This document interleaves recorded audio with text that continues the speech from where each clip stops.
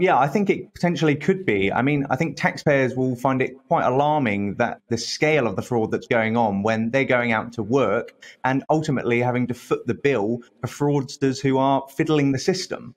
And I think that while they'll understand that the government had to act quickly to ensure that support was given to make sure people were able to continue being paid when their jobs were under furlough, I think they will frankly be disgusted that while they played by the rules, there are people out there creating what could be sham companies, which is defrauding them of millions of pounds. And so fundamentally, I think what has to happen is government and ministers in the future have to impose stricter rules to prosecute and fine those that are doing this so that then public money is being spent on public priorities.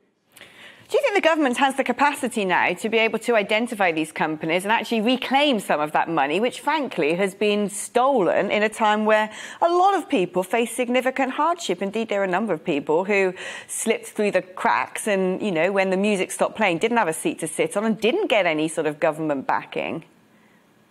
Well, in the Times report today, there has been talk about a new HMRC team that is going to be looking into this with potentially up to £1 billion of fraud. Hopefully they're going to try and reclaim. But of course, for the job retention scheme or the furlough scheme, there was actually reported to be £6 billion of the total £69 billion of cost that was lost in terms of either fraud or error. Now, people often talk about government money as if it's back of the sofa cash, but it's not actually. Someone's got to pay for that. And so I hope that the new team that's being set up in the HMRC and other teams that will hopefully be focusing on this will be able to reclaim some of that money so that then it can be spent on those priorities that taxpayers up and down the country want to see it spent on.